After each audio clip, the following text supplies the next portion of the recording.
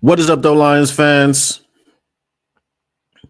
You know, it's the Motor City Cats. We're back at it. Came to give you stats, not static. Whatever you do, keep your Lions news pragmatic. It is what it is. Hey, we got the preview show coming up for you today. We are going to dive into the game, what is going to be played tomorrow night, Thursday night on Prime. Amazon Prime. I guess locally it'll be Fox 2. So if you don't have Amazon Prime, you can still catch the game on television. If you're international, then you got Game Pass. If you don't have Game Pass, there's some streams in the East that you might be able to get to. But it is what it is. Listen, we're going to be talking heavy Green Bay Packers, Detroit Lions today because that's what we got on the docket, and that's what we want to talk about. So, there are a few things that we have to get to. Injury report. Injury report is not good news. DJ Reader, he lied to us, y'all. He didn't tell us the truth. Nah, I'm joking. But I did say yesterday that Dan Campbell doesn't care about what the player wants if what the player wants is in direct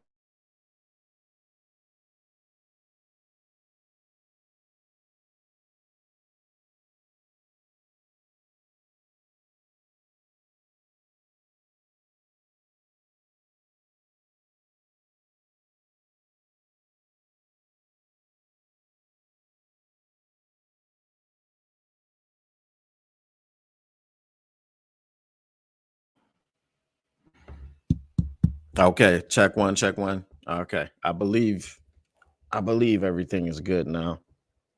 Let's make sure. Hold on. Of course. boy. I tell you,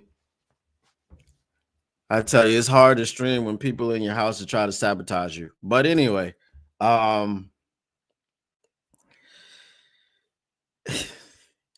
what I was saying about DJ Reader, he's gonna be out. He's not gonna be playing.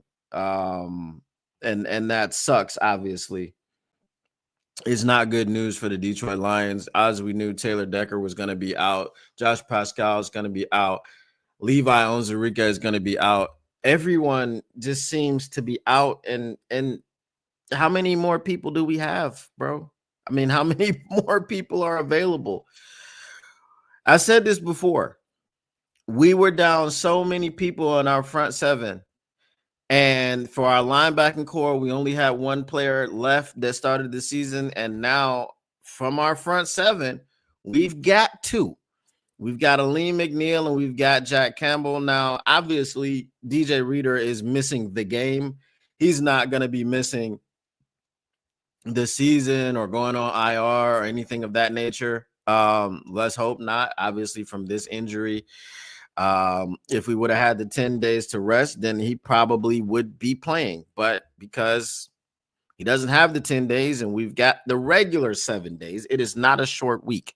Okay. Both teams played on Thanksgiving, right? So I would say that the Detroit Lions actually played not more recently.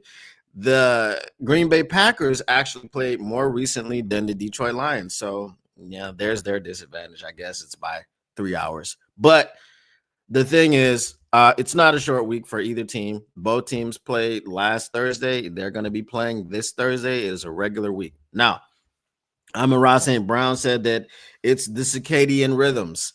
Okay. For those of you that don't know what that is, it's about your sleep, right? So the circadian rhythms apparently have been affected. And it is what it is. Hold on, let me tap in here, man. Make sure that this thing is not lagging, because for me right now, I'm looking at some lag. All right, everybody, let me know in the chat if everything is cool, if the stream is good. We're gonna see here now. All right, so it's looking like it's okay. I don't know. From this side, it looks like it's a lag. This side, it doesn't. All right. So reached out to the guest. See if I can get him on here. So the injury report, like I said, Taylor Decker, Levi Onwuzurike, Josh Pascal, DJ Reader, all ruled out. None of them practiced this week at all. So none of them are going to be playing tomorrow. We had held out hope that DJ Reader was going to play because he said he could play. I guess the pain tolerance, whatever it was high enough for him to be able to play. But Dan Campbell said, you're not playing because we're talking about longevity and, all these things. So there's some things first and foremost that I would like to address. Okay. I was hoping to address this with my guest, but we're still waiting for him to hop on. Here's the thing. When we talk about the Green Bay Packers and we talk about the resurgence and the buy-in that people have and the people that are like, I don't remember where it was. I watched so much sports stuff and listened to so much sports stuff, and someone said, I think it was yesterday, like, oh, I'm just waiting around. I can't wait for this Packers run to start. And now apparently it has started. Okay. The guest is going to be joining us in a minute. So it was just, I guess they feel like it started it. So my whole situation is, why aren't we looking at the teams they play? Because let's say when it was the Detroit Lions blowing out the Jacksonville Jaguars, well, it was like, okay, these are bad teams. This is what you're supposed to do if you're supposed to be a good team. It's a similar situation with the Packers, right? Similar situation with the Packers. Why are they so much better? Because they beat bad teams. They beat the Chicago Bears on a blocked kick at the horn. They beat the depleted, okay? And I know we're depleted as well, but the San Francisco 49ers didn't even have their starting quarterback. They beat this team. Then they beat the Miami Dolphins in a snow. Was it snowing? I think it was snowing, right? But it was super duper cold, and the Miami Dolphins are always terrible in the cold. So what is the thing that's happening with the Packers? How do we know if they're not the same team? How do we expect that they're not the same team? Because the level of competition that they have played since losing to us has not given us any pause. It hasn't given us any reason to go, hey, this is a better team. Okay. So like now the whole thing with, okay, Jordan Love's not throwing the interceptions that he was throwing. Well, he's also not playing great defenses. The Chicago Bears defense has vastly underperformed. And then again, as I said, with the Chicago Bears and the Green Bay Packers, this is a divisional game. So what happens in divisional games? What's the rule? We know you. We hate you. We want to ruin your season. So you have to throw out all of the records. Okay. So whatever that game was that game. Okay. But then you're playing against the San Francisco 49ers team who's missing Brock Purdy, who's got a CMC that would ultimately go out for the season. The next game hasn't looked like himself since he came back. I mean, and what would you expect him to look like when he had double, what do they call it? Bilateral Achilles tendonitis. We got Easy in here. Yo. Easy, can you hear me? Yes, sir. Can you hear me? I can hear you. I can hear you. You are coming in loud and clear. So first of all, welcome to the show. I did catch your show, and I'm mad because y'all talked about some stuff that I wanted to talk about, but that's fine. Okay. All right. So I was getting into the whole situation, and you did touch on this, and I was thinking I wanted to touch on this before, and then here you come touching on it. Pause. Hey, and I was like, all right. Yeah, there's a bunch of pausing. I'm pausing. All right. I'm pausing for the cause. the thing that I was talking about was the Packers and this whole resurgence, and they've played us. Then they had a bye week, and then they played 3 bad teams. Why are they supposed to be such a better team when we actually don't even have a lip? This is actually the first litmus test that the Green Bay Packers are going to have since playing us. And ironically, it's against us, right? They played a Bears team that they almost lost to, that they needed a last second at the horn field goal block. Then they played a San Francisco 49ers team that not only were they depleted as far as a running back position, and George Kittle's banged up and Deebo Samuel hasn't looked like himself, but Brock Purdy didn't even play in the damn game, right? And then you play against the Dolphins, and okay, who trusts the Dolphins in cold weather? No one does, because they've never shown that they can play in cold weather. I think Tua is like 0-4 in games where it's like 40 degrees and below it. Yeah, at kickoff. I mean, so what are we talking about? So for me personally, I really believe that we don't know if they're the same team that played against us or if they are different. Because I really just like the opponents that they played. I don't respect them. Obviously, the Bears, the rule that I have is it's the division. So there's a rule, and it's a 3-part rule. And it goes, we know you, we hate you, and we want to ruin your season. So whatever happens in a divisional game, you kind of have to throw that out as far as who is each team, because it's just a different type of thing. Again, we have to point to the Steelers versus the Browns, 2-8 versus 8-2, and then 2-8 goes to 3-8, and 8-2 goes to 8-3, because they're within the same division. So it's really a crapshoot and a toss-up whenever you're playing a divisional game. Absolutely. I mean, even look at the Lions and the Bears. I mean, the Bears and any of the division games this year so far, I'm pretty sure they've been pretty close games. Just how division games go tomorrow, it's probably going to be the same, man. Probably going to be the same. But, I mean, I kind of made a lot of the same points you did about the opponents they faced. However, I still respect the Packers, and they're definitely a deadly matchup for the Detroit Lions, all things considered. I mean, the context of the first game, a lot of stuff, and the context matters. Like, it's kind of like what you're saying too around surrounding these Dolphins teams. Well, there's context in the Detroit Lions win over the Green Bay Packers the first time around too. They didn't have their starting center. That Elton Jenkins moved over to center. They're typically that's their starting guard, who's dealing with health issues this week. If you pay attention to the injury report, he's been on it the first half of every week. It's just like regular maintenance. He's kind of like in a Frank Ragnow situation. Although Frank is such a tank, he still practices. But that whole situation with the offensive line. Which, to be fair, we were doing the same thing, but Graham a little bit more obviously experienced at center than Elton Jenkins, who's a full-time guard. I know with that. Remember, I think there's at least 3 or 4.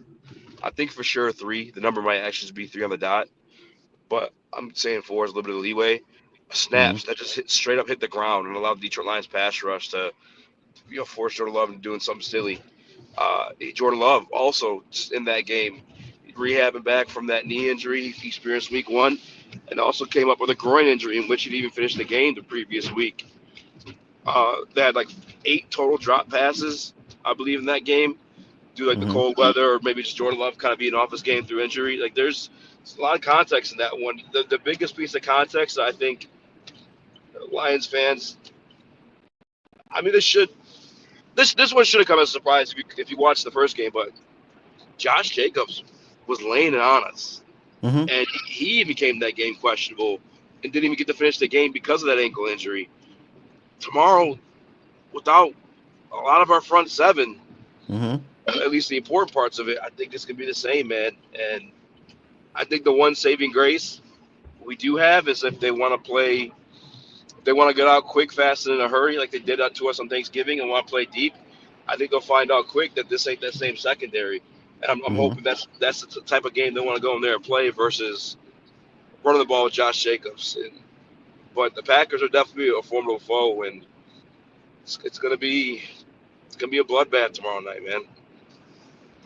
Yeah. I mean, respecting divisional opponents is something that I always do. I'm never again, as a rule, I got a couple divisional rules, right? The first one was that we know you, we hate you, we want to end your season, so everything goes out of the window. And the second one is you never pick a blowout in a divisional game.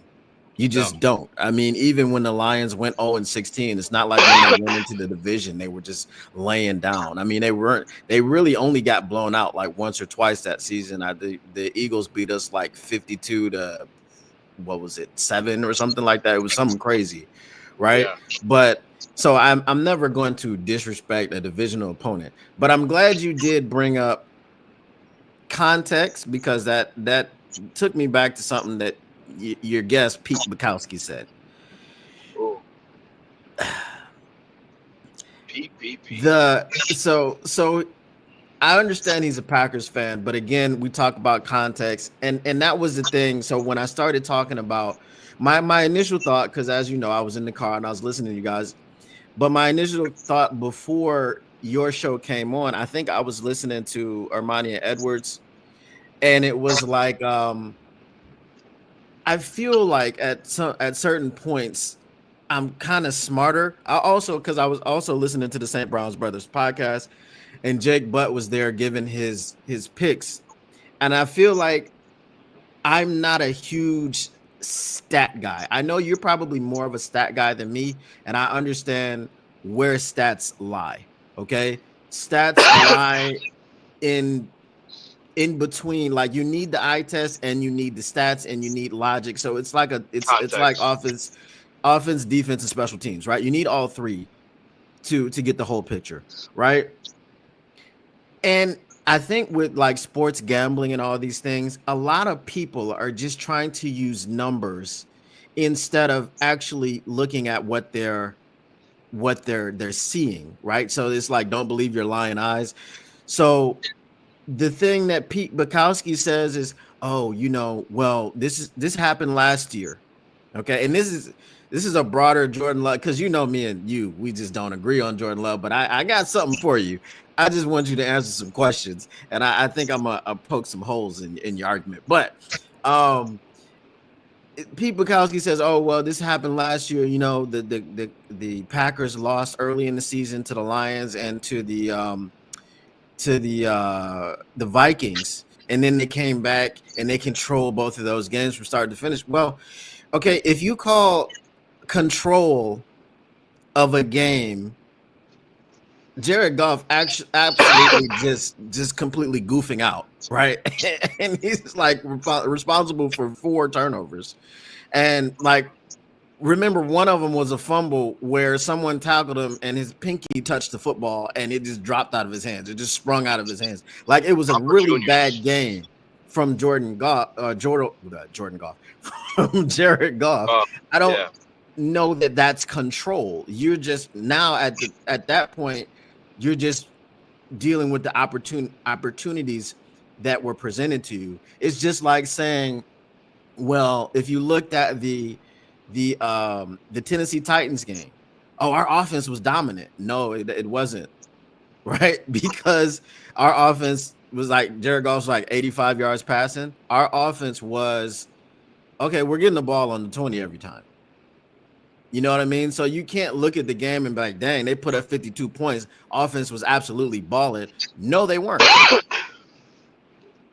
Special teams was balling, but the offense wasn't. So I just feel like context in arguments is often let out. Now, Context is king. Context is king. And now what I would say to you, as far as part of your context argument, which was not context, is the receivers dropping passes. That's just within the game. You drop passes. You didn't catch them. That's your fault, right? I would say injuries is more so context, right? Because you go, okay, these players weren't available.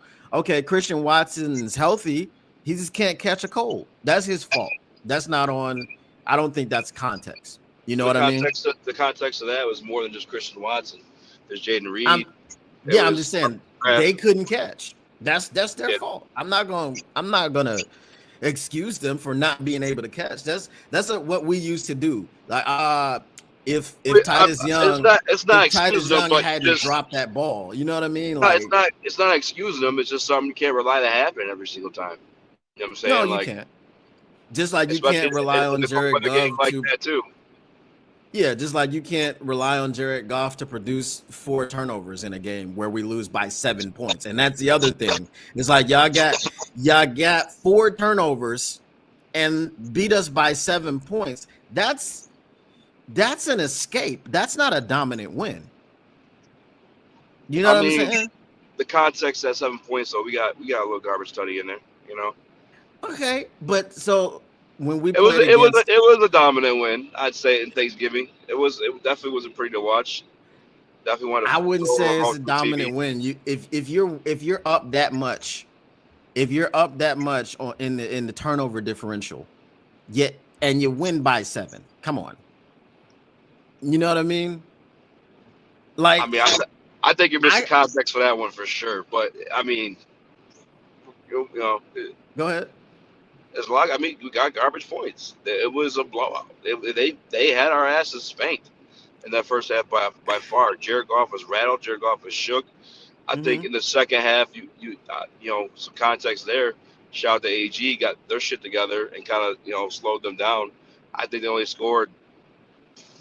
It might have been what, 3 points? 3 points? Or not them. I think it was just 3 more points in that entirety of the second half. But no, that was an ass whooping where the context would point to us getting some garbage points in there to make that score look a little better than it was. But that was an ass whooping. There's no doubt about it. All right. So here's the question now. Okay, I'm glad you said that because we're having a context argument.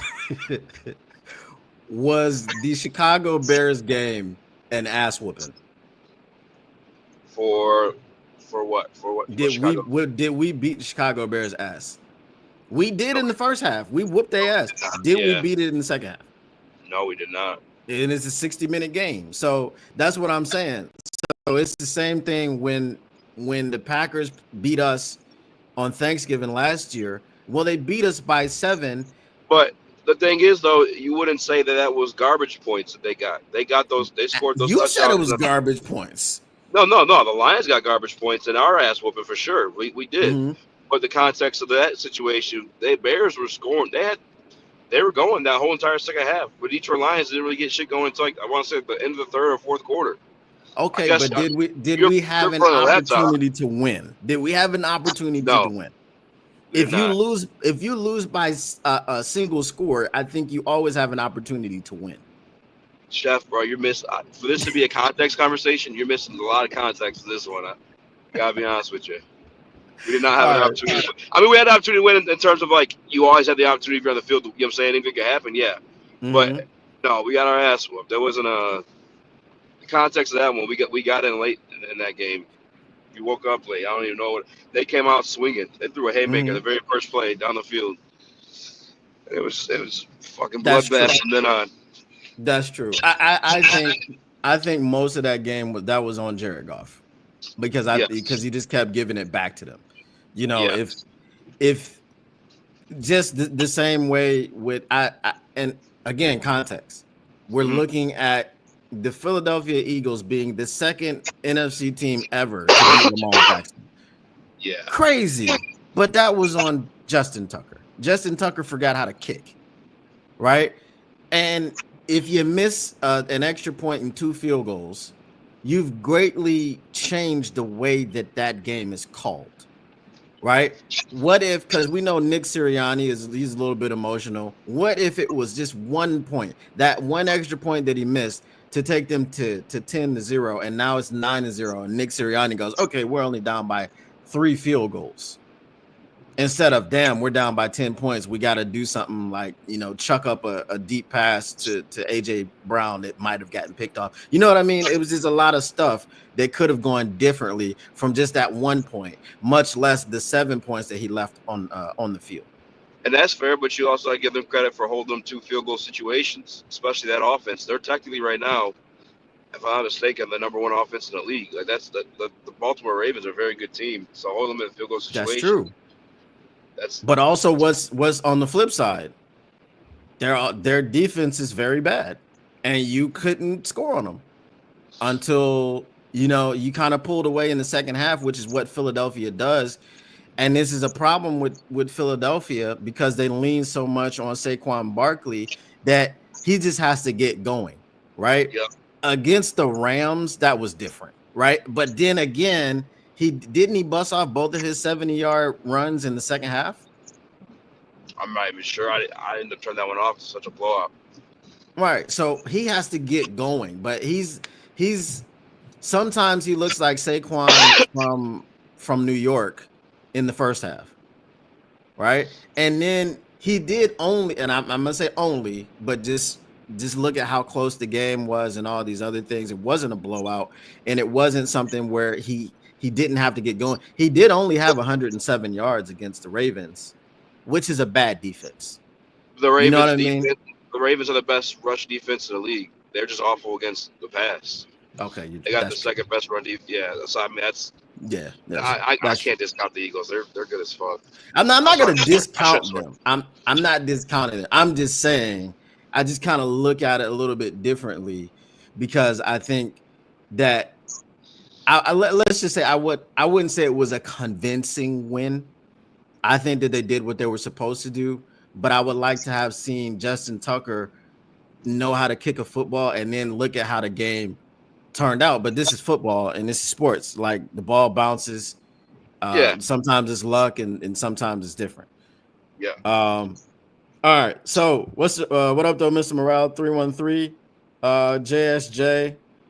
No, JSJ, I am not. He said, bro, love your content, but are you still on the other podcast as well? Nah, no, sir. I'm not. So here's the Jordan Love argument. Okay. So I know y'all were like, okay, skill set, blah, blah, blah. I think your man, Honest Abe, was just skewing everything. But if was a fifth, then we'd all be drunk. Because look, I'm like, dang, bro, just, you know what I mean? Just answer a question. Stop saying ifs. All right. If Jordan Love was with Ben Johnson, I'm like, bro, okay, he's not, but he's with Matt LaFleur, who we will agree, great coach, right? Great coach. Okay. He's got Josh Jacobs, great running back, right? Very good running back, yes. Okay. All right. Anyway, he's got four number two wide receivers who are number one, or I don't know how they class them, but very good receiving core, right? Yeah, Reed, Watson, Dobbs. He's got three for sure. Who's the fourth? Wicks. Yeah, I'd say he got three for sure. Wicks ain't really been.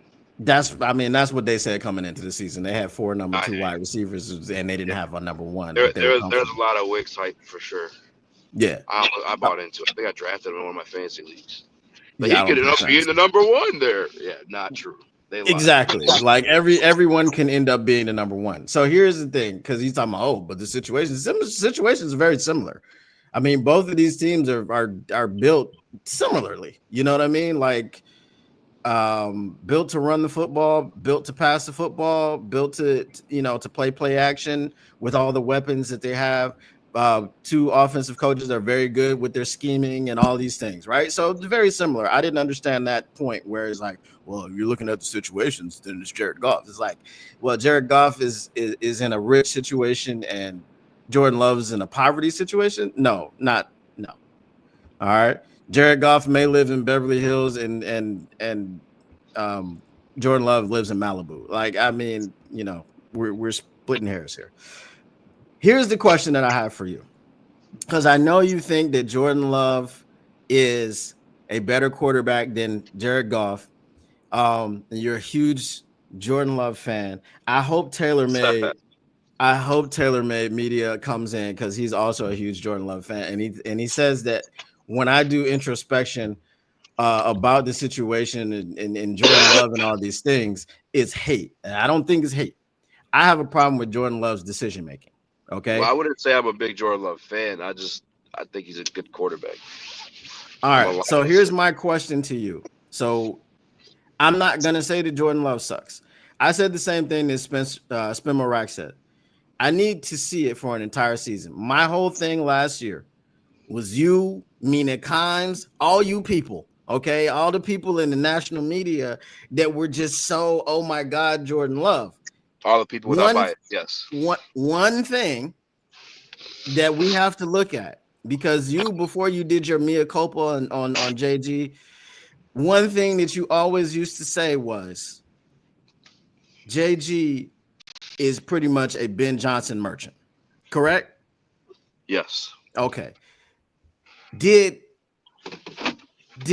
Matt LaFleur game 1, game 2 versus the Packers last year, first half of season, second half season, did he not have a different plan and a different scheme for Jordan Love?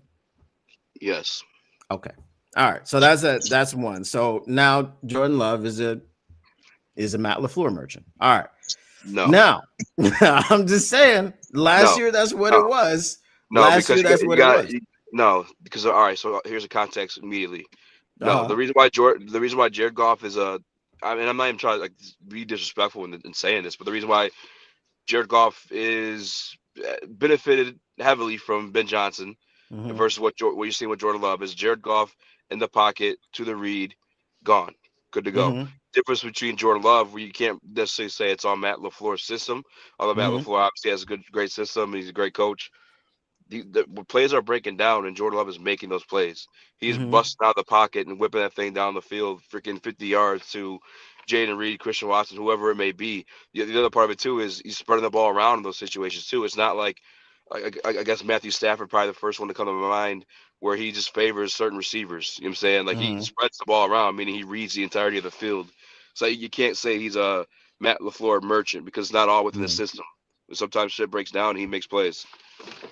All right, so I don't like that you said that, but I have to be fair and impartial, and I'm gonna say something. I don't know if it's good about Matthew Stafford, but I'm just gonna say something in his defense, which I hate doing. Okay, absolutely hate Matthew Stafford, Kelly Stafford, and we boo all of the children. I don't know how many he has, but we boo all of them. Matthew Stafford has been very dependent on one wide receiver his entire career because that's what he's had, right? He came in with Calvin Johnson. Yeah, okay. That's how he operates. He did it with Calvin. He moved to LA. Does it with Cooper Kupp. Exactly. But now with Puka. Yeah, now Puka. Yeah, so I mean that's just how his brain has been wired since he's been in the NFL. I don't know much about him in college. I truly think he was handicapped by having Calvin Johnson. That's what I'm saying. Yeah. That's what I'm saying. That's how his brain has been wired since he got to NFL. I don't know how he was in college. Kelly could probably tell you more about how he was in college, but she said enough. Anyway, so now my second point with this, because I understand Jared Goff is Kurt Warner, right? That's the way that we look at Kurt Warner and Jared Goff, like not really super athletic, not really, kind of a statue in the pocket, though, Jared Goff he's turned into a little bit of some Vanilla Vic lately this season, right? But it doesn't have the biggest, strongest arm. He doesn't have the rocket like Matthew Stafford. I get all of that, right? And I understand that's one of the reasons, and the primary reason that Jared Goff is looked at the way that he's looked at is because of Sean McVay, right? Sean McVay pretty much ruined him and threw him away because he didn't feel like he had time to develop anyone. He just wanted someone to plug and play. I have this system. It's great. I'm this, 20-year-old head coach who, just graduated high school and I need to win the Super Bowl right away. My system is my system. I can't deal with this guy who needs to be developed. So, he treated him poorly on the way out. He did him dirty. And he even says that he's, he regrets that. And didn't he say that he talked to Jared and he apologized and Jared was like, yeah, I never talked to that guy. Wasn't it something like that? I can't confirm that one, to be honest. I think I remember seeing that or hearing that, but I'm not gonna speak it as 100% truth if that wasn't the case. All right. So he's Kurt Warner, and who is Jordan Love? Jordan Love, I'm not gonna say Lamar Jackson or he is He's a love child between Rodgers and Favre. Okay. All right. So both Rodgers and Favre, big arms. Favre is the gunslinger. And you want Jordan Love, and this is right into my point. Thank you. Boy, you just made my job a lot easier by saying Brett Favre. So he's more Brett Favre than he is Aaron Rodgers. You want him to be more Aaron Rodgers than Brett Favre when it comes down to this decision making. So my question is this: do you know the podcast? I think it's called Bootleg Football. Yes. Okay, so I saw Bootleg and they were just gushing. Oh my God, Jordan Love. He's just so fun to watch. And Matt LaFleur, he's okay with his interceptions. He doesn't care because, if you throw 5 interceptions, you might throw 1 big touchdown. I mean, they didn't say that, but it was just that kind of gobbling and swallowing without chewing that they were doing. And this is what a lot of the national media has done. The notion that Matt LaFleur is okay with his interceptions is completely asinine to me. So my question to you, let's go back to the NFC, not the NFC champion, but it was the divisional round when they played the San Francisco 49ers, and he threw a ball into triple coverage with still like a minute and a half left. Like, he didn't have to force it, but he tried to force it into triple coverage, got picked off, they lost the game. It's pressure on that one, but yeah.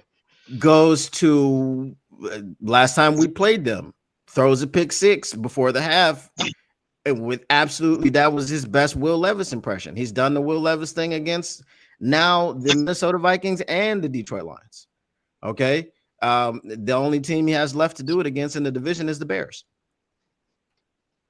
My question is, y'all talked about between the ears, and you said it's not really that much of a drop off, even though Jared Goff is 71% accurate and he's 63% accurate this season. When do you and the Jordan Love apologists become concerned about the interceptions? When do you become concerned about the decision making? The Christian Watson play in the Bears game, was that good pass, good decision? Awful. Okay, if that's Kirby Joseph back there and not Kevin Byard or whoever it was, you threw the ball into double coverage. Christian Watson catches it in single coverage pretty much because my man fell down trying to adjust to it. If that's Kirby Joseph back there, he just goes over the top and takes it. So when do you become concerned with Jordan Love and his decision making? What do you have to see for you to go, okay, this guy is not ever going to do anything unless he improves on this? It's not that, at least in the context of like last year, for example, had less receptions than Jared Goff. And by the way, doesn't, like, as you're pointing out, doesn't play nearly as conservative. So to come away on a season and have less receptions than a guy who is extremely conservative, averages 2 less air yards per throw, and have less receptions, you're doing pretty damn good. This year, some bonehead mistakes for sure. I would factor in some of those things, at least through like the one conversation I had with the gentleman. Maybe we'll get him on Friday. I don't know if it'd be pointless at that point, but the injuries affected him from taking snaps to moving out of the pocket. Like, the injuries did affect them, but interceptions are also part of the game. So it's just not like, some of them are inexcusable. But it's just not an issue yet. Like currently, as we speak, only has 2 more interceptions than Jared Goff. And then you go back to just the Bears game last week, there were 2 dropped interceptions by Jared Goff. They're not an issue. I wouldn't point them as an issue yet. No. Okay, so maybe they're not an issue, but my question is, when do they become an issue? Everyone wanted to compare him to Patrick Mahomes. Okay, take away Patrick Mahomes' Super Bowls and MVPs. He's Jordan Love, right? He throws ill-advised interceptions, but I think that he is more careful with the ball. So But I hold on. believe, Do you huh? who's the best quarterback in the league to you? Patrick Mahomes. But the reason that Patrick Mahomes is the best quarterback is because he does have the three Super Bowls, and he does have, what is it, 2 MVPs? I mean, it's a play too, but yeah, Okay, that definitely makes it indisputable for sure. and that's what I'm saying. Like his play style, I'm making an argument. I don't look at Jordan Love and see Patrick Mahomes. That's not what's happening here. That's who you Okay. just comped him to, though. I'm just saying. I'm just saying you comped him to the best quarterback in the game right now. I'm just saying. You did that. You did that. And I did that because everybody's trying to do it. That was the point. Like, people were anointing this kid when he was drafted. People dropped the P word, right? The PM word. Oh, Patrick Mahomes, like shades of Patrick Mahomes. Okay, stop doing that first and foremost. Just like Caleb, stop doing that. Let the people be who they are. Okay, I know everybody wants to give pro comps and everything, but my guy, you can't see what someone does in college and be like, oh my God, the NFL. Just like PFF. Today I saw a tweet before I went to work. It was about Travis Hunter. Oh, Travis Hunter's got this reception grade and this coverage grade, and they show Amon-Ra St. Brown as his pro comp, and they show yeah, that's crazy. Pat Surtain. Bro, my man's doing this in great college. comparisons, but yeah, exactly. They're not playing the same people. Yeah, let them do it in the pros first. So, I mean, okay, cool. Maybe his skill set will translate to the pros. Don't freaking compare these people to like the greatest, some of the greatest of all time, whatever. Like they're called generational talents because it's generations. It's not, oh, he's a generational talent. We're gonna see another guy like him 2 years later. That's not generational, right? So that's why I made that comparison, because people do it. I don't see it. All right. But if you take someone who you regard as a great quarterback, I don't know. You made the comp just straight up without any of that. I'm just saying. You said take away the accolades. That's Patrick Mahomes. I was like, but he's not. He's not though. I'm a little bit of hyperbole. Okay. So my question, like, you take a person who you believe is a fantastic quarterback. How long do you believe that, like, who was talking about Matthew Stafford being in the Hall of Fame other than delusional Lions fans before he won a Super Bowl? Yo, you're breaking up. You still got me? Yeah, I got you. Can you hear me? You're back. Say something. Okay. Can you hear me? Yes, sir. All right. What up, though? 313 Thug Boss. What up, though, James Willis? But what was my point? I just made a good point. I just lost it. Matthew Stafford Hall of Fame. There we go. So who else other than delusional Lions fans were talking about Matthew Stafford being in the Hall of Fame? As soon as he won a Super Bowl, then you got the Chris Collinsworths of the world, and everyone just, oh my God, first ballot, he's a shoo-in, right? So let's just call him Matthew Stafford. Jordan Love is Matthew Stafford before he went to LA. No, he's not even that though. Not yet. No, because he hasn't done it for an entire season. We don't even know who he is. He's better than Matthew Stafford. We do know who he is. Just deniers. When does he? Okay, how long does it take for him to have to win something? And I mean, because in the biggest moments, hasn't shined the brightest. Okay, his biggest moment was not the Dallas playoff game, because that, Dallas gets blown out in the playoffs. That's what they're known for. Okay. They don't win. Then you go to the San Francisco 49ers and you have time, but you try to force a ball into triple coverage. So when do you have to say, all right, these moments need to stop? He needs to win something before we can, put him on a pedestal. He's on the pedestal because he's very good at what he does. How do we know that though? Because we're watching it with our eyes. But all these calories are empty. This is what I'm saying. You are a Lions fan. How are they empty calories? You are a Lions fan, my friend. Correct. And you watched Matthew Stafford his entire career. All Correct. calories empty. Right? Now, These are empty calories, brother. Matthew Stafford never had a playoff win in his entire Detroit Lions career. Jordan Love went and got one his very first year. Okay. So and made the playoffs. Here's the Matthew thing. Stafford only made the playoffs like 3 or 4 times. He's right now, trajectory-wise, is better than what Matthew Stafford was in Detroit. Let me put it in different context for you because I guess I'm using the wrong guy. Okay. But I'm going to use another guy to help you because I understand that you're a Jordan Love fan. Not a Jordan Love fan. Just give me what it is. Right? Like he went to playoffs year 1 and won Lamar Jackson. Okay. 30 teams. I'm just going to say 30 because I'm just going to say I think the guy in Buffalo, they're pretty happy with him.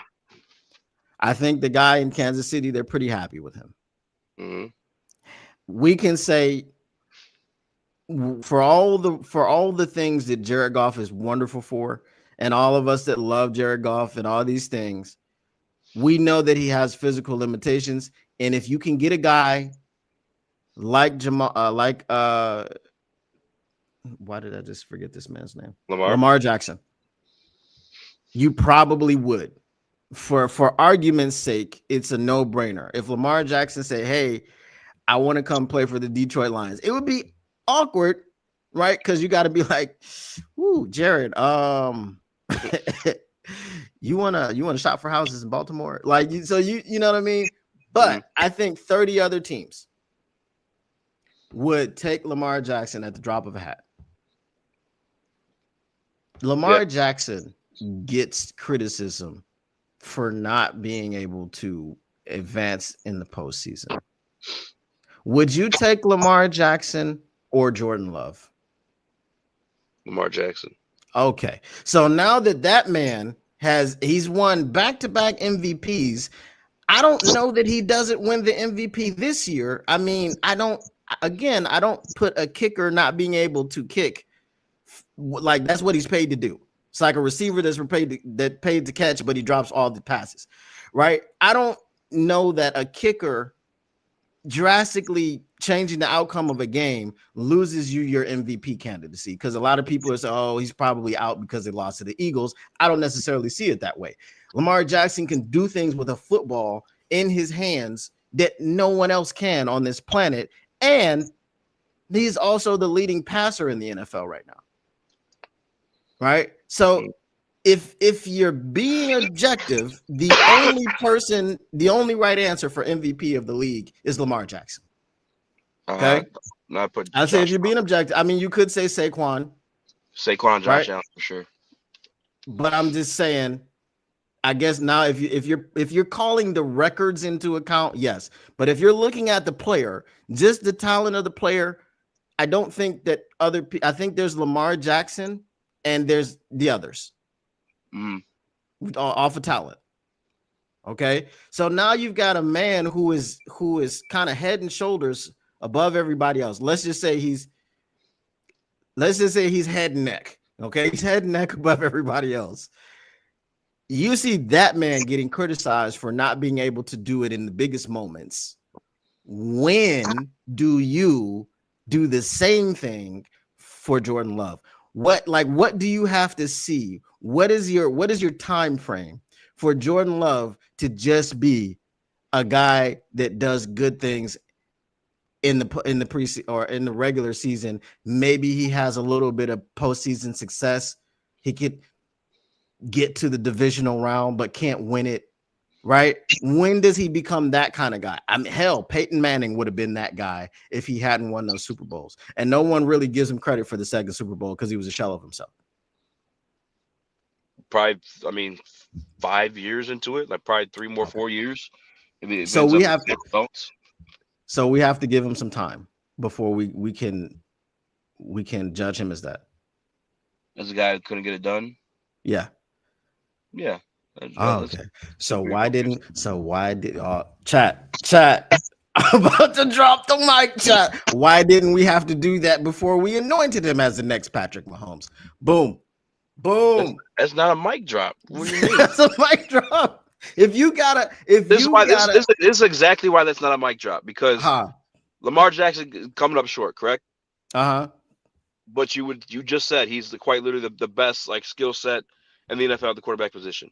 But we're talking about the best. Jordan Love ain't in the category of Lamar Jackson. No. I'm asking about Lamar Jackson. So he's come up short, but you still anointed him as like the best skill set right now. You said head and shoulder or head and neck. Why? He's come up short multiple times. Why is he not disqualified from that conversation then? Because you've seen it with your eyes. You've seen the talent. You've seen the talent on display. Yes, but it's amazing. It is amazing, and that's fine. But I've been watching football for a long time. Never seen anything like Lamar Jackson. Correct. So I am amazed. You've seen the talent with your eyes. That's what it is with Jordan Love. Nobody's calling him the next Patrick Mahomes. In fact, I don't even know. Like where, to be honest with you, like I've never heard anybody comp him outside of you on this very stream to Patrick Mahomes. I've seen. I've heard say he's done some Mahomes stuff, but like I got it's like. The comps he has is Aaron Rodgers and Brett Favre, which are two of the greatest to ever do it. And like he deserves it. He's good. Like I don't understand it's hard to accept about that. No, he's good. He is good, but he's not the next man. Like this is the thing. Like just like your man said, Pete Bukowski, an MVP creeper. That's wild, bro. When? Yeah, but that's also coming from a Green Bay Packers fan. Like, you know what I'm saying? That's not. But Mina Kimes, is she a Green Bay Packers fan? What did she call him, Patrick Mahomes? Come on. But, bro, come on. Look at the glaze that was happening in the second half of the season. It was unreal. It was unnatural glaze. Brother, did you see what he was doing the second half? He was blowing out of his mind. I saw what he was doing, but I also didn't forget what he did in the first half of the season. And now that he's the interception, it's his first year starting. Again, now that he's the interception leader in the NFL, I got to go back to, I was like, well, hey, maybe I had a point. Maybe we have to allow this man to do some things before we, one, call him a bust, because I'm not saying he's a bust. I'm not even saying he's a bad quarterback. Definitely not a bust.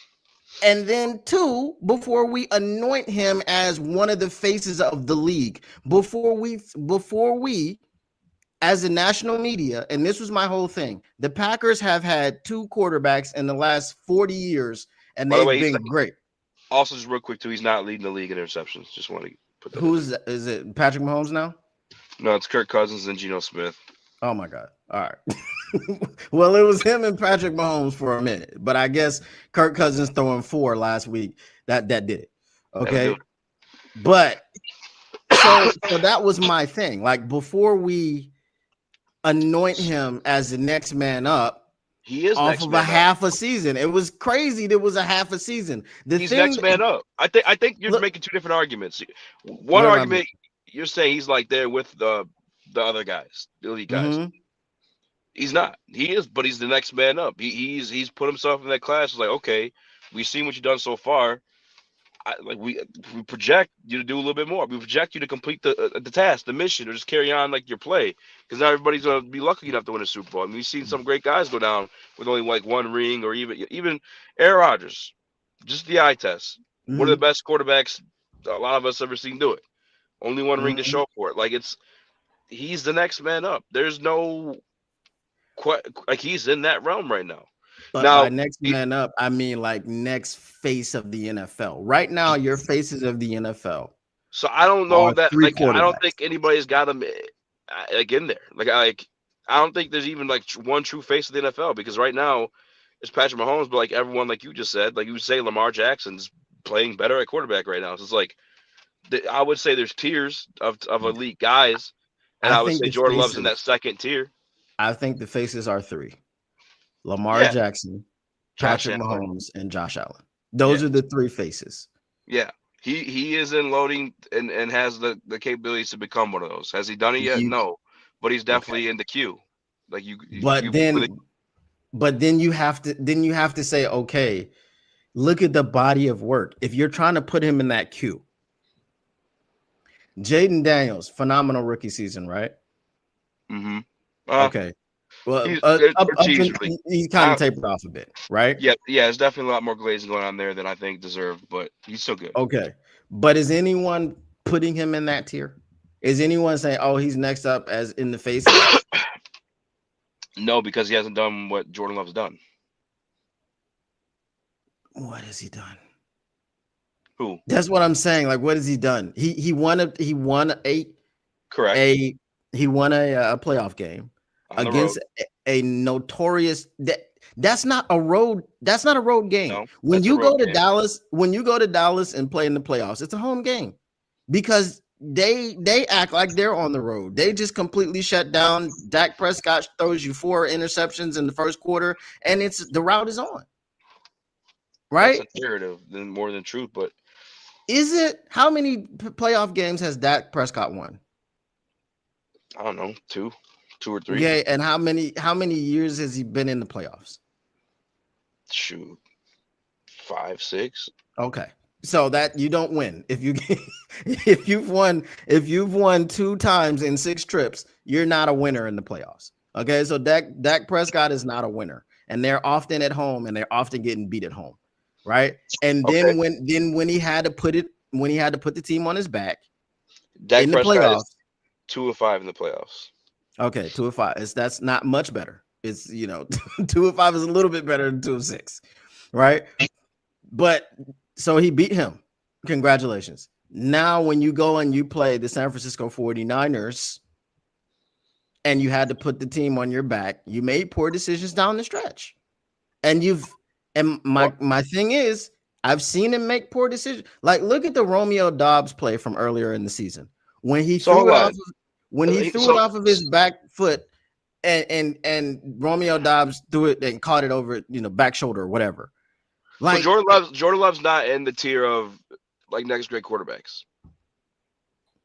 I wouldn't put not next like faces of the league. But I don't think. But no one's that. Like that's like rarity. Like I don't think anyone's put him in there. They're just saying he's really good, and he is really good. So I think what's happening, among the national media, is they're starting the search very early. I know you're a little bit younger than me, but I know you saw. Can I real quick? Huh? Who is your next man up? Who's your next face of the league? Can you give me 3? Bruh, I can't. I don't even like. That's what I'm saying. Nobody qualifies that until they get there. That's what I'm saying. You gotta cash MVP. You gotta, but I don't think anyone's putting him in that air. They're just saying he can become that, and it's true. Unfortunately, as a Lions fan, can you see him being Josh Allen? Because I'm saying Josh Allen because I think he's the lower of the 3. I think those 3 names are fucking phenomenal to where, like, I don't think it's fair to compare anybody to those 3 guys. Okay. But I don't think anybody's also doing that. I think they're just saying, like, hey, this kid's a good quarterback. This kid's a great quarterback. Okay. I'm just saying he's good, but I just the fact that you're telling me the interceptions don't matter, the decision making doesn't matter, and no one is kind of like holding him accountable for these things. It's not an issue, bro. It's weird. I think I'm more weirded out by you making it an issue when it's only been 1 season, and then the one game that happened that you keep pointing out in the 49ers game, the team that we lost to, by the way, it was in the final minutes of the 4th quarter where he's trying to make a play to win the game. It's kind of similar. It's a little bit similar to Jared Goff. Like, you would excuse Jared Goff's interception before halftime against the Texans, right? You'd be like, okay, he was trying to make a play. That was completely different. That was a Hail Mary. but he's trying to make a play, right? It was a Hail Mary, and it didn't decide the game. Was he trying to make a play? Yes. Okay, but that's exactly what Jordan Love did. It's not the same situation against one of the best defenses in the league last year. When he threw that interception. You know why it's not the same situation? It's not the same situation because Jared Goff had an entire another half, and he threw a Hail Mary that wasn't gonna give the other team any points unless it was just a total breakdown and they returned it for a pick 6. Which what was he trying? He was trying to make a play, right? But trying to make a play in that situation when you have no time left in the first half and you're going into halftime is very different than trying to make a play when you got 2 minutes left and you gotta have it, because if you make a mistake here, the game is over. Those are two different situations. So he has to know that, No, and he has because to either not way, throw the ball in in triple both coverage. situations, it's not. It is the same because in both situations you're trying to make a play. But trying to make a play can cost you more in one situation than the other. But It's regardless, in each situation, you need to make a play, and that's what you try to do. And by the way, San Francisco 49ers last year, good team. yes. Yeah, I'm not. Really good team. Listen, my thing is not the team, right? I'm not saying that he was playing a bum ass defense. I'm saying 3 different human beings on that defense could have intercepted that pass. 3, because you threw it into triple coverage. That is my thing. It is a bad decision. If you are trying to make a play there, and I believe it was like second down, throw the ball away, because you have to be aware. That's part, and that's, I think Nick was saying something about between the ears. That you got to understand the situation. Throw the ball away and live to fight another down, because you have 2 more downs. You're in a 2-minute drill. You have to score. If you don't, you go home. And to be in that situation and put it into triple coverage is a lot different than Jared Goff throwing up a freaking Hail Mary at the end of the first half when he's just trying to get something going and it gets picked off and it harmlessly gets kneeled down in the end zone or whatever.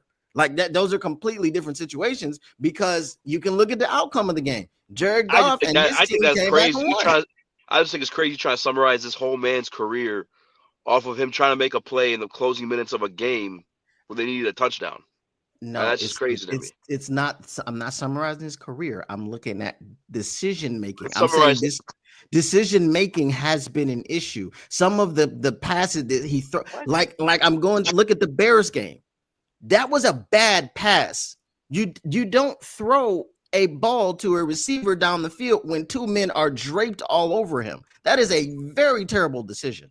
It should have been picked off, but the man fell down, and that's how it became like single coverage, because he had the cornerback beat by a step, but the safety was over the top of him. So had the safety not fallen down, it was at least going to be a PBU. You understand what I'm saying? So I'm just saying those are just bad decisions.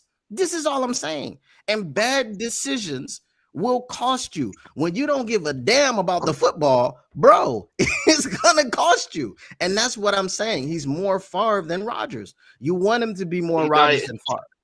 I mean, I know you can see what I'm saying. I'm not saying bro, he's bad. You're really like nitpicking. It's like you're nitpicking hard. like less than a minute. 50 seconds left of this game. He gets flushed out of the pocket and he tries to make a throw across. Dumb decision.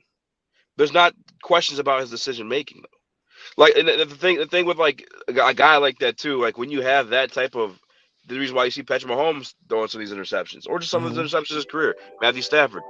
When you have that level of arm talent and you know you can make that throw, you're gonna try to. And it's gonna get you in trouble sometimes. But you're able to make that throw, so you're gonna try it. I don't think there's question about his decision making when it's only been that one example. I think you can point to maybe some throughout this season, but you can do that with every single quarterback, right? On any interception, and we can do it with our quarterback too. But our quarterback's been to the Super Bowl. And how'd he do? He didn't win. How'd he do that entire playoff run? Didn't do a lot. But I believe that was by design. I believe that because he can only operate by design. No, that's but why I'm you saying got to have everything with it. Sean McVay didn't trust him, so Sean McVay took the difference between Jared Goff in LA and the difference between Jared Goff in Detroit is that Ben Johnson and Dan Campbell have empowered that man. Speaking about Jared Goff in LA, he played them this year, right? And they went to overtime. They went to overtime, right? How many times did Jared Goff throw the ball in overtime? He didn't have to. When David Montgomery is just running the ball down your throat and you're just getting pushed, why would you put it in his hands? This unforgiving trust and all this stuff like you operate the way that's most efficient, and sometimes Exactly. AG and critical moments like that, you may be more depending on how far you got to go, you may be better situation to hand the ball off. That's different than what there was a fractured, like Sean McVay didn't like him. Like it was like he personally didn't like him. You know what I'm saying? Like you see how he treated him on the way out. Like well, I don't think he didn't personally like him. I just think there was some limitations to his game, and he wanted to win a Super Bowl. There's limitations to the game, but the reason there was those limitations was that you didn't empower him. You just looked at him as someone that you had to win in spite of, instead of galvanizing him. That's why his career has changed and he's playing the way that he's playing now. Because instead of just looking at him as a bridge quarterback, Brad Holmes was like, nah, I know this dude, and he was a number 1 overall pick for a reason, and that's how they viewed him. I just think he understood Jared Goff, and it is what it is. Like Jared Goff, you want to win games, you need a lot of pieces around him for it to operate. And it's your odds are it's an NFL. People get hurt. You can't guarantee you're gonna have that type of roster. You get like Brad Holmes. Like he's a blessing to Jared Goff. Like no, like Jahmyr Gibbs, Amon-Ra. Now finally the merge of Jameson Williams. The offensive line was halfway built. But Penei Sewell, like he hit all around this man. And now you're seeing the fruits of that labor. And Jared Goff got better too. And obviously got a hell of a play caller too. But odds are you want that guy with the elite arm that you know you can still coach up. Because regardless of what you got to say about Sean McVay, he got that Super Bowl at the end of the day. Jared Goff got one. He got that Super Bowl. Yeah, he got his upgrade and he got his ring. But here's a question. If you had looked at Jared Goff, because obviously Jared Goff was a little bit broken when you got there because Jeff Fisher was his coach. Jeff Fisher can't coach his way out of a paper bag. I don't know how he's been a coach that long. I mean, he flamed out. He was the coach of the Michigan Panthers, right? He flamed out in the freaking USFL. Yeah, I agree. So he was garbage. Okay. He's always been a garbage coach. And that was Jared Goff's first coach. Had Sean McVay said, I'm going to make it my mission to take over this football team and instill confidence and develop this quarterback, do you think that by the time they got to the Super Bowl that they could have played like a different game plan? No, they're cooked. But you don't think he developed him at all? You don't think he made Jared Goff better? I don't think he made Jared Goff. He didn't make him his best. I don't think he did. And that again, why was Ben Johnson able to do that? I would point more towards Mark Brunell and Ben Johnson too, of allowing him to call his protections. But when it comes to Jared Goff isn't calling all these crazy audibles that people like think he's calling. He's just checking out of situations that aren't there because he knows his playbook. He's been within the playbook now like 3.5 years. He knows he has a good idea what's going to work, what's not going to work. The game where he was allowed, they cut him off from calling audibles after the Buccaneers game. I don't know if you know that. I hope everyone do. Yeah, but here's the thing. Sean McVay never allowed. Look, Sean McVay handicapped Jared Goff. Sean McVay was in his ear until they cut off the mic every play. Sean McVay didn't allow him to come up and adjust, protect, nothing. He called like 2-3 plays, and that was it. You can run these plays. He didn't have nothing. So do I believe this Sean? Do I believe that Sean McVay developed him? I do not. He did. I mean, you're handicapping the guy if you're not allowing him to do anything. That's what I'm saying. But brother, like, there's like they took away. So would you say Ben Johnson handicapped him when they took away his audible? No, because the game wasn't going right. That's an adjustment that you make on the fly. So you don't think Sean McVay saw that? Was like, yeah, we ain't gonna. Bro, for always and forever. Yeah, we're talking about the Tampa Bay game, right? Yes, sir. Didn't go well. There, all right, shut that down. Right? Sean McVay, we're talking about entire seasons, bro. Like, nah, you can't call nothing. Like, we know that when Jared Goff got here, he didn't know how to call or protection. Correct. How long was he with Sean McVay? Was it 2 years? Dear Tor, you're a dick sucker. No one cares what you have to say, bub. Who? All right. Oh, Tor. I saw his dick sucking ass in the chat. I had to call him out. But he was with Sean McVay for 2 years, right? Wasn't like 3? Okay, so 3 years, and you don't know how to call. But you're right. You answered your own question. He for sure didn't allow him to call protections, but I think he just wasn't comfortable with him doing it. But you had him for 3 years. They wanted to win. They wanted to win exactly. Like quick. So he didn't develop it. And Aaron Donald said the same thing. He said Jared Goff was a guy that needed to be developed, and Sean McVay wanted to get a guy that he could just plug in and run a system. That's it. But you had the man for 3 years. What were you doing for the 3 years? Instead of trying to help him grow in that time and saying, all right, well, look, I'm going to help you do this, and I'm going to develop you, and I'm going to shape you and mold you. Like, it was his second season in the NFL when he got this second season. He's a rookie because his first season was nothing. He had nothing, no help. I mean, I think they were like a 3-4 win team in his first season. What? I think the Rams were. I think he didn't win a game with the Rams, I believe. Correct me if I'm wrong. Until Sean McVay took over. Correct. Okay. So this is a guy that hasn't won a game in the NFL because he's had this garbage behind coach. And now he's basically a clean slate because he can say, look, you know what? What worked for you last year with Jeff Fisher? What, coach? Nothing. Forget everything that he did because you didn't win. Yeah. All right. Now I'm going to teach you from scratch how to be an NFL quarterback. He didn't do that. He had the opportunity. No, brother, he did to a certain extent. He just didn't allow him to do certain things. And he's that's restricted. Again. So then you restrict him, and then you're like, well, this guy sucks. So, you know what I'm saying? Like, if you're gonna restrict a person and then say he sucks. Well, I don't think it's like he sucks. It's like there's playbook that I'm not gonna call. Look at all the stuff that he did. He put in a backup quarterback and was like, I don't want you. Like, I'm putting in a backup quarterback in the playoffs. Yeah. Like, that was some personal stuff. People said that Jared Goff slept with his wife. I don't know if that's true, but that's the way that man treated him. The rumor was there was a group text where either Sean saw it or he didn't know Sean was in it, and he said that Sean's wife was super hot. He would smash. Okay, so there you go.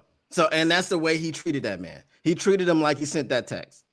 Or, I mean, we've seen his goof moments. We talked about it previously with the Packers. Mm-hmm. He had enough of those situations. It's kind of, for me, it's very similar to Russell Wilson with the Broncos last year. Russell Wilson's not a bad quarterback, but obviously he didn't operate that system and what Sean wanted to do the way Sean wanted it, and it pissed Sean off. We see him throw a temper tantrum in Russ's face on the sideline here in Detroit. That don't mean Russell's a bad quarterback or he thought shitty of him. It's like, this guy, I'm not gonna fucking be able to, sorry for swearing, I'm not gonna be able to do what I want to do with him. I gotta move on from him. And then same thing. That was more distasteful and disrespectful. But and let's be honest about it too, you had attached first round picks and a lot of other shit to even move off of Goff. So because he was a first overall pick. Not even that. He just wasn't. His value was low. I think that was Brad Holmes. I think the only reason why I say it wasn't Brad Holmes, when has Brad Holmes fleeced someone like that since? Well, he hasn't been in the position to fleece someone like that. No, he has. He has. We made trades for Jamo. We traded back with Gibbs. He's made multiple trades. No, I'm saying he hasn't been in a position to fleece someone. Like, you know who fleeced someone? Every time you make a trade, you're in an opportunity to fleece somebody. Okay, so I'll take it back. I don't even think that was a fleecing. I think because of the Sean McVay relationship, and What did because I he was say? so he was so done. He Tor, was you're so an actual like stupid human being. At no point did I said Russ was a maybe good quarterback. When did you actually? Are you like deaf or you are the big like you're an idiot, the but biggest listen, idiot. hold Sorry. on. I don't even think that was a fleecing because I did when I was with the other people. Okay. I did a profile because I found an article that was written by an ESPN reporter when Jared Goff left LA. So I chronicled all it because I looked at this, I read the article, all of the reports basically back up what I'm saying. Okay. Sean McVay is not a good person. Sean McVay was playing like little devil He's a control games. freak. Yeah, and he was playing little devil games with freaking Jared Goff in that locker room. Okay, there was glaring, there was talking about him, while like talking Okay, at hold on. him Where, where, about where, him, where, all this stuff. where are we getting this stuff from? Come on. I got the all right. We'll have to find the article. I have to find the article for you. All right, For but sure. I did a whole show about it. Okay, it was bad. Okay, it wasn't a good relationship. It was bad. Okay, she had sources within the locker room, all this stuff. All right, so now I have that information. I don't think that it was a fleecing. I think Sean McVay, because of the information that I have and it's public record, right? Like I'm not gonna tell you that you stole intellectual property, which is public record. Okay, I don't do those things. Some people do. You may know them, I may know them, but I'm not gonna do that. All right, it's public record. Someone wrote an article. It's there. She cited her sources, everything. Okay, it's on ESPN. I can give you the article. I'll just have to Google it. All right. So because of that information that I have about how Sean McVay treated that man on the way out, I think that what was happening was, hey, I'll even throw this in to sweeten the deal. Just get this man out my face. That's what was happening from Sean McVay.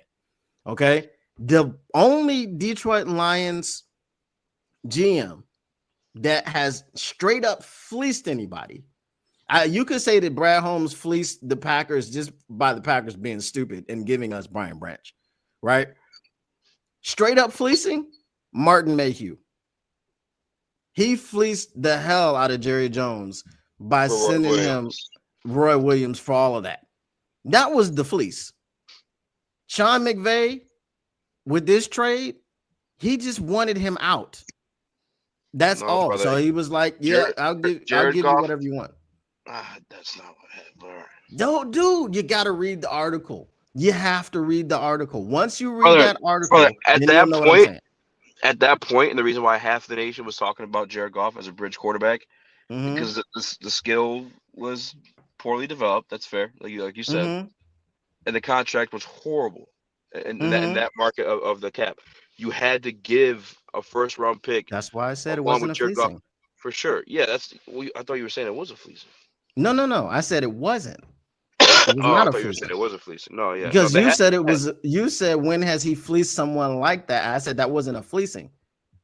I thought you said it was a fleecing. No, the only GM, Lions GM that has really fleeced anybody has been Martin Mayhew. That's it. That was a fleece. Yeah, like that was an inexplicable. Jerry Jones thought he was trading for Herschel Walker again. Okay, so that was a fleecing. But Jared Goff has his limitations. I'm not going to tell you that he doesn't. And me personally, and this is where I'll never like sing the praises of Jordan Love because I am not a Packers fan. But when Jared Goff first got here, I said things like he can be my starting second string quarterback. He could be starting on the bench. He could, because he looked really bad when he first got here, but he's won me over with his play. And you, to some extent, have come around the same way. It's taken longer for you. No. Because I didn't come around to nothing. That's the shit I hate. Is like people say, "Oh, come around." Like, no, Go back 2021. Go back 2022. Grab whatever thing you want. I said this is before Brad Holmes decorated the team around him. I was like, for JG to work, you gotta have the team around him. And he's getting paid too much money for you to go and pay these players. Little did anyone know, Brad Holmes is arguably on the path to becoming the best drafting general manager of maybe all time coming up here. Right. So, you know what I'm saying? Like that's what I didn't see coming. And then Brad Holmes put that team around him. And not only that happened, Ben Johnson came into the fold. And much like I said, I believe the 24th, 26th. And we broke down the Tom Brady stuff. The continuity. You know what I'm talking about. The continuity, cohesiveness with the team. That is exactly what has happened. He didn't come in here as what we're watching right now. No, he didn't. And that's why I said I come. All right, so I'm gonna say not that you came around. I'm gonna say you stopped pooping on him. Can we say that? Because he got better.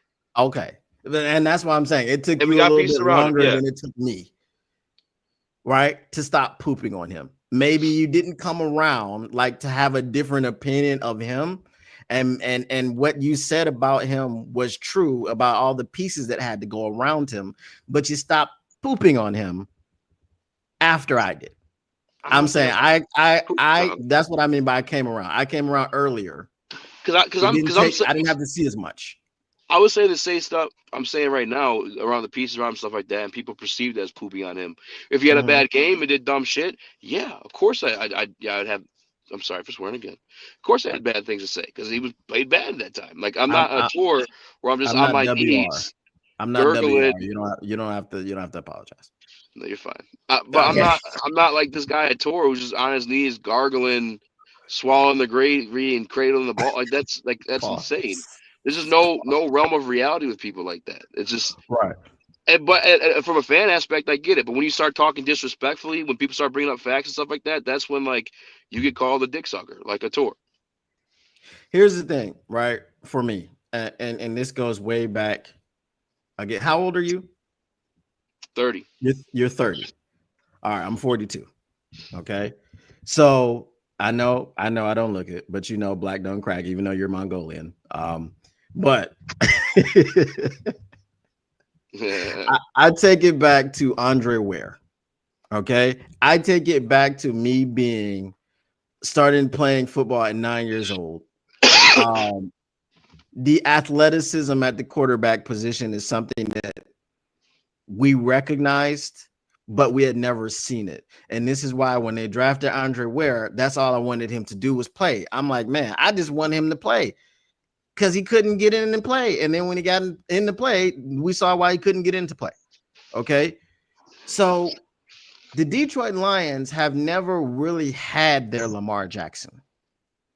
No one really has, right? But you've had Michael Vick. And I was living in Atlanta when Michael Vick was drafted there. I loved Michael Vick because I watched him at Virginia Tech, right? Loved him. So even I couldn't root for the Falcons because I was like, damn that. I don't care where I am in the country. I'm rooting for my Detroit Lions. I tried, didn't work. Okay.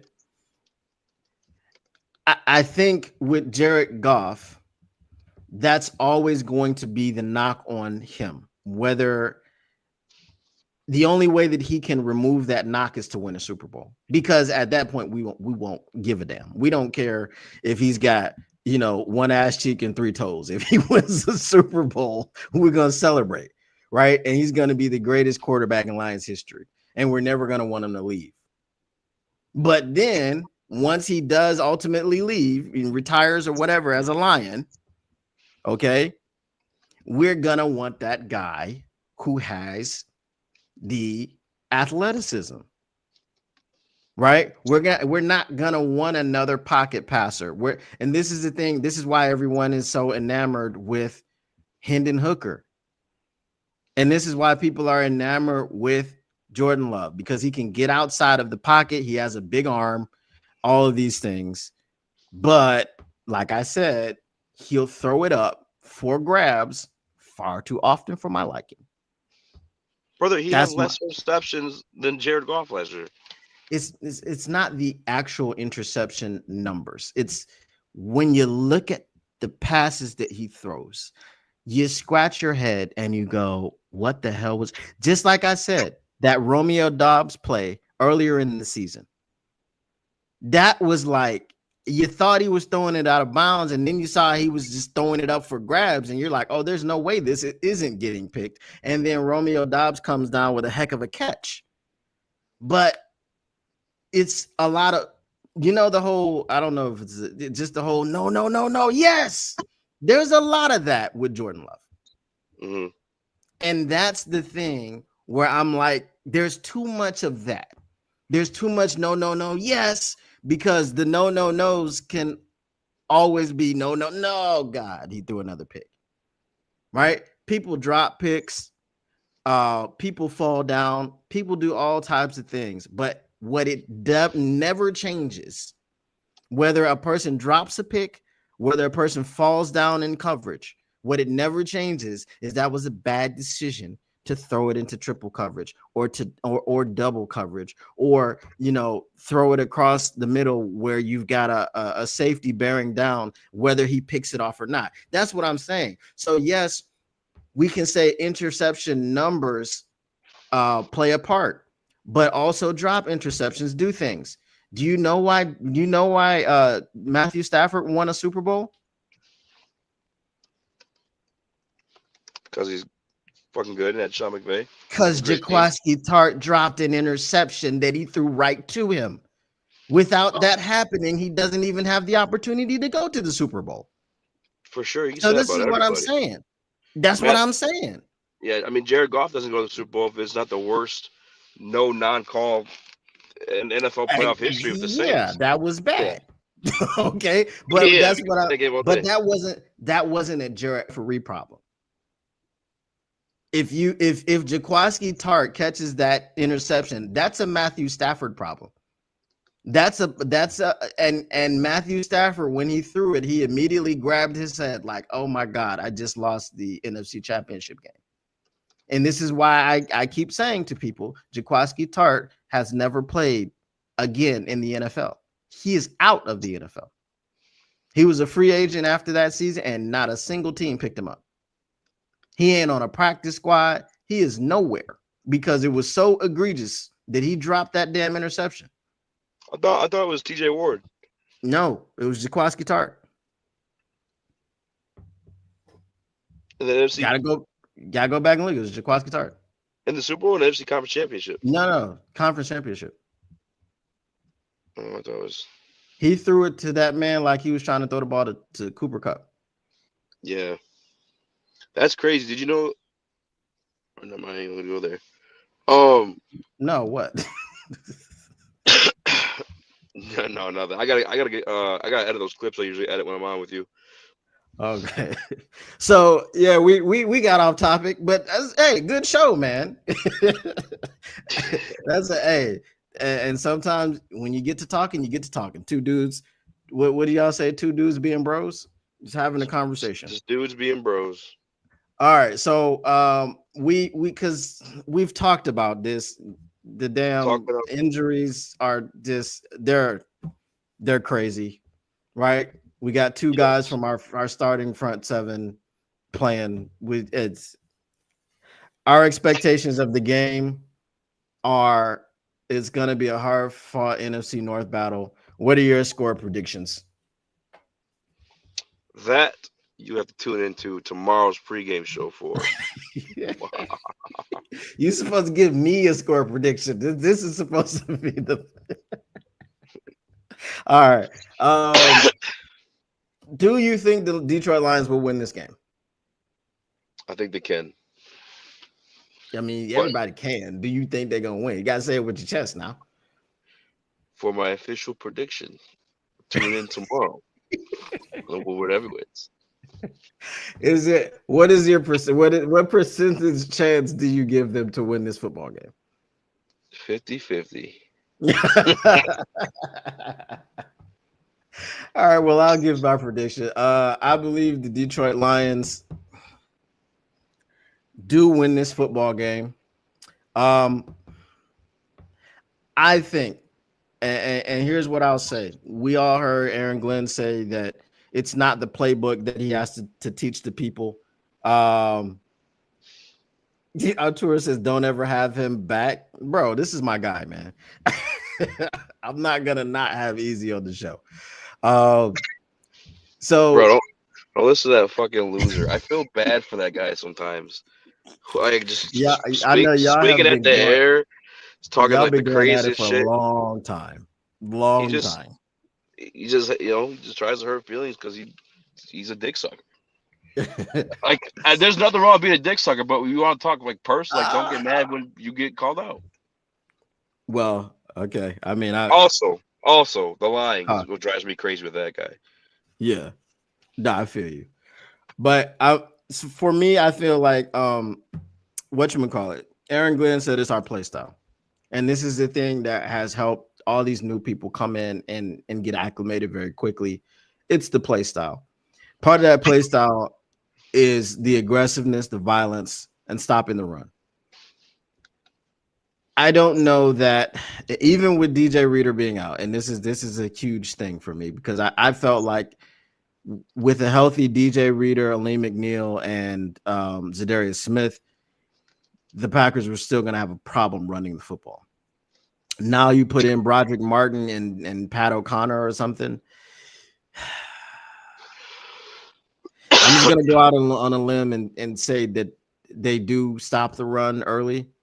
I think one of the reasons that he did get 95 yards on us last game was because the elements generally favor the offense, especially when it's a footing type of thing, because the defense is, going backwards and coming forwards.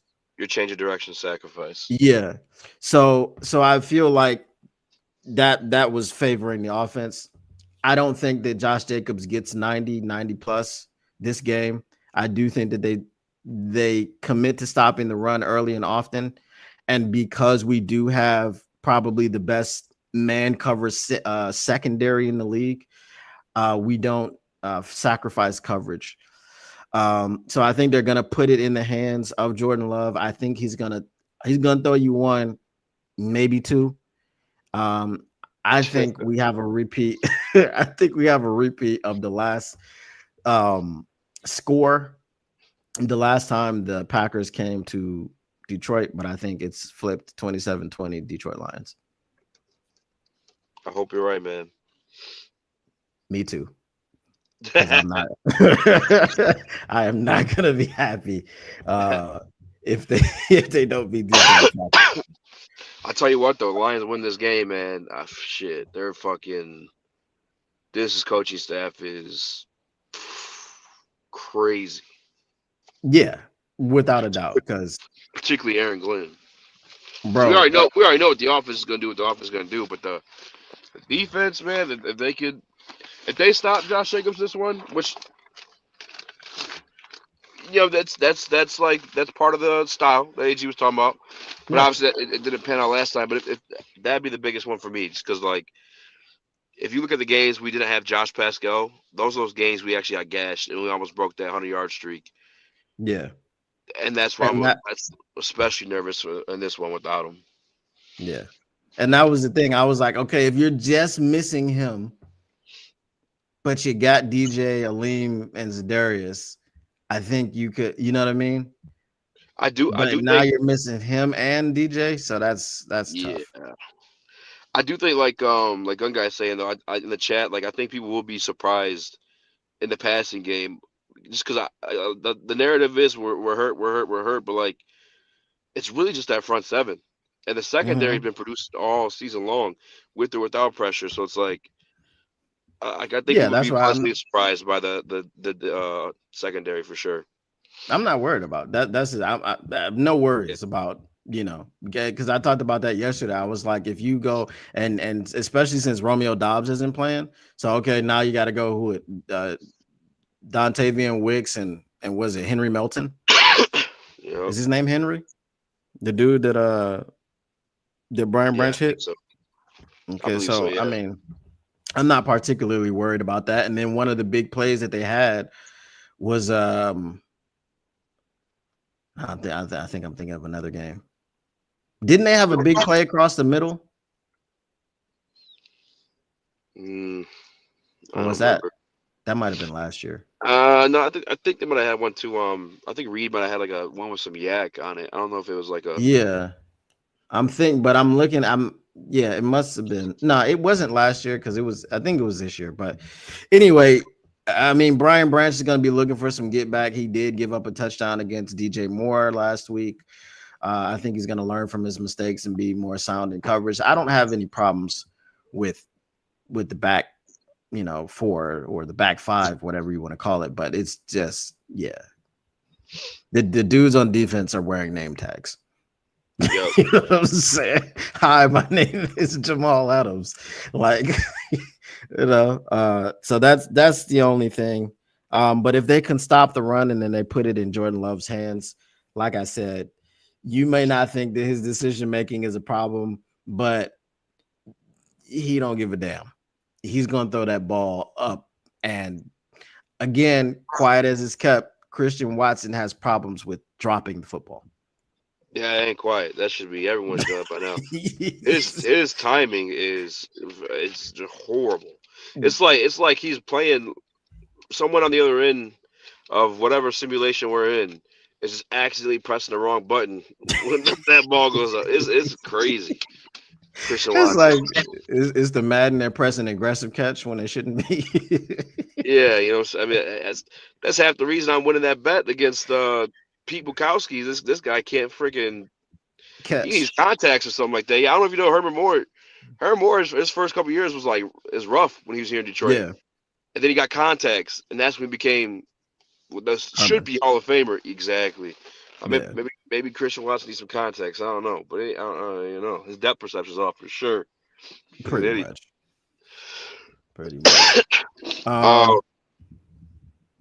Go ahead. Go ahead. No, I was gonna say I appreciate you for having me. Oh, I'll say this one last thing. If you're gambling, I'll send some out too. But if you're gambling, I think Tucker Kraft. You got to think about these linebackers. We don't got these linebackers in coverage like no Malcolm, no Anzo. He's already in. He's watch out for him. If you're gambling, maybe put a little 50 spot on him for like 40 yards. And then I think Josh Jacobs is gonna have a game. I hope not 100 yards, but. I was gonna say if Jamal Adams is in coverage, but then if Jamal Adams is in coverage, you might be right. But I don't even know if he's gonna be playing in this one. Bro, I hope he does. He needs to. I know y'all said he wasn't in football shape, but he was down in Dallas working out. Said he was, staying ready for his next opportunity when he missed the call. So, I mean, and he did play the first 4 weeks of this season. So if he's, he did.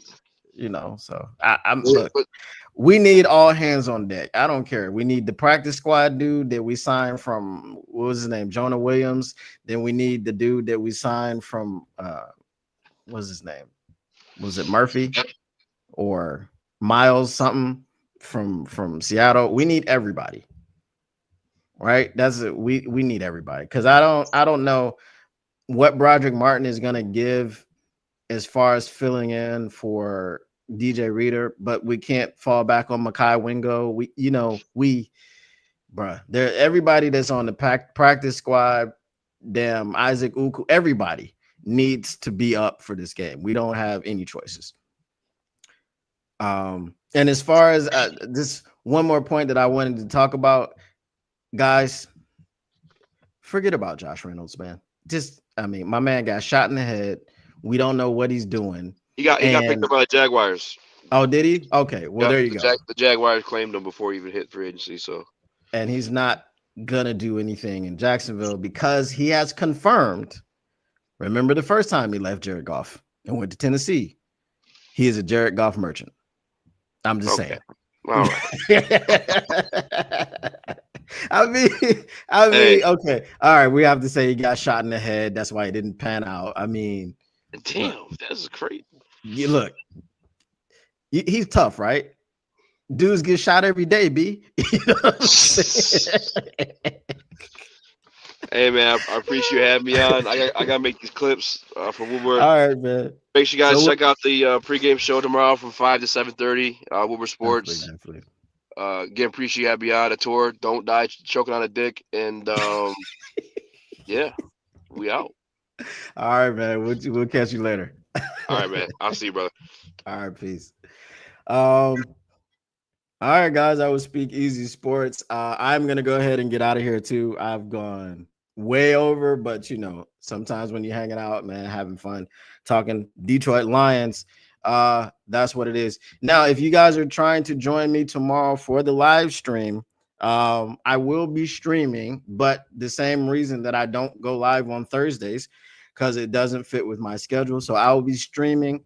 I will have to leave, I think, probably around a 2-minute warning. But then I'll be back probably in the middle of the third quarter. So I won't stop the stream. I'll just put my Be Right back up. I'll go make the run that I have to make, and then I'll come back and get right back into it. So yeah, I'll be following along with the game as much as possible while I'm out of the house, and then I'll come back and we'll talk about it. So yes, if you are joining me for the stream tomorrow, just remember that I will have to dip out in the middle of it, but I will return. So don't go anywhere. Just get comfortable, watch the game, and then when I come back, we can talk more about it. Yeah, on tour, he's gone, man. He's gone. he can't see your he can't see your messages, your comments.